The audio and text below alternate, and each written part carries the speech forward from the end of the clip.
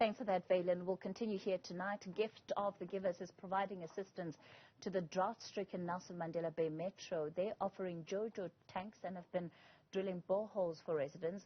Authorities in the area have enforced stricter water restrictions in some of the areas as dam levels drop to critically low levels. It's making it difficult to pump water. The NGO's director, Imtiaz Suleiman, says they've been inundated with requests for help. We want those boreholes, and we want to see the yields, and we'll put the pumps inside those boreholes. So instantly, in a day's time, all those boreholes are then functional and they have water for the community. In areas which are water deprived and they don't have the same boreholes that were previously drilled, we can start drilling those areas. We already busy with the first borehole. We came in on Monday night, Monday afternoon at 3. At 5 o'clock, we would start drilling. We reached water at 180 meters. Unfortunately, because of the drought and the groundwater level being low, very low, you have to drill very deep, which takes much longer. And so the drilling of boreholes is one part of the program. And taking existing boreholes, drilling new boreholes, and then the other thing is providing them JoJo tanks. The reason for that is multifold. When you go with a water tanker and you wait for people to take water, it takes too long. The water tanker could go up and down a few times in the amount of time that is parked off and waiting for people to take water. So you fill up JoJo tanks in the area. And the other advantage of that is, if somebody's gone to work before the tank came, or comes from after work after the tank is gone, they are always deprived of water. It causes community tension, it causes anxiety. But if there's JoJo tanks there and they fill a few times a day, it makes it much easier for the people. Well, let's talk now about government's intervention ahead of the potential day zero that is looming for that municipality. The Water Department spokesperson, Sputnik Ratau, joins us on the line. Mr. Ratau, good evening to you. Thanks for your time. There have been calls, particularly from those that are in Nelson Mandela Bay, represented in council. These are political parties, for the department or for the government to declare a state of disaster in Nelson Mandela Bay municipality.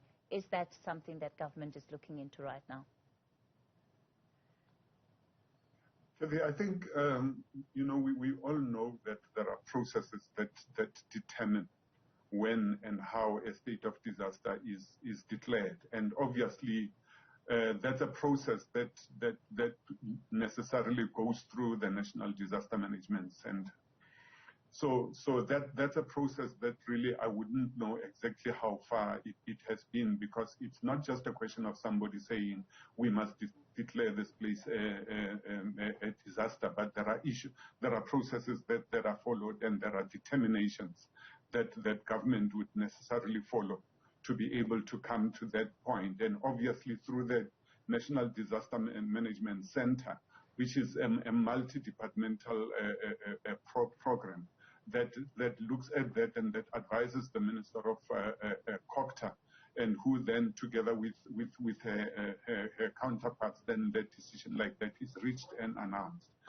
But you must remember that it's not all areas where you have a drought or where you have a declining water levels that necessarily would get to a point where it is a disaster. Yes, I know that at some point the province itself was a disaster area, but that was before most of the province actually recovered from the previous drought that we had experienced.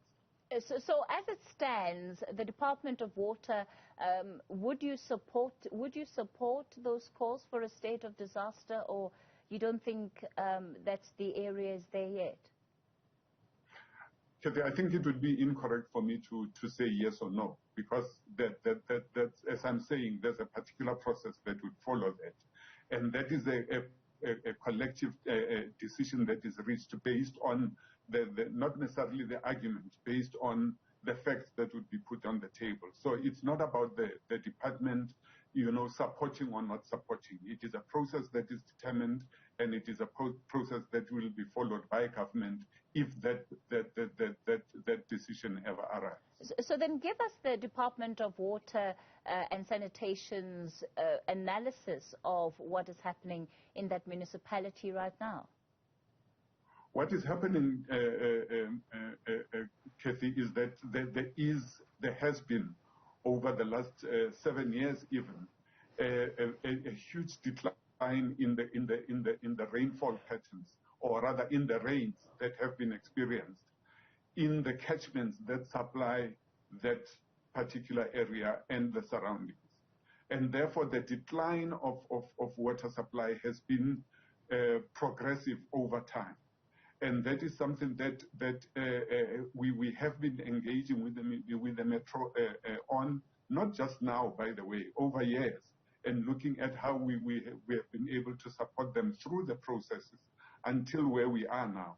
And we continue to work with them. And that is why 2 weeks ago or so, Minister was in there, and together with Deputy Minister Mahlobo, to look at these matters. And even when there was the provincial working session of the minister a couple of months ago, as part of what he was doing throughout the country, that was part of the discussion that had happened. So it's not something that we are only getting in touch with the Metro about right now. It's something that we have been working with the Metro and province, by the way, on this matter for a while.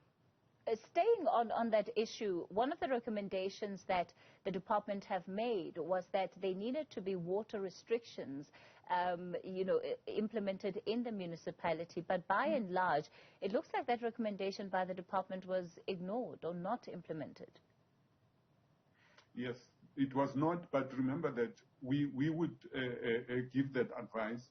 Council would need to have a resolution that says, yes, we are going to be able to do this. But we know that the municipality has had difficulty in being able to have council make some of the decisions around the work that they have done. And unfortunately, this is one of those that has also had to suffer through that.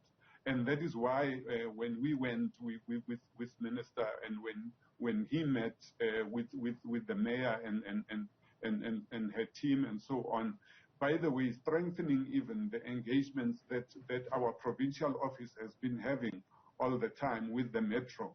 And therefore, those kind of decisions then were taken, but they still had to go to council. And that is why even yesterday, the minister was interacting with council itself to ensure that we are able to move on these matters.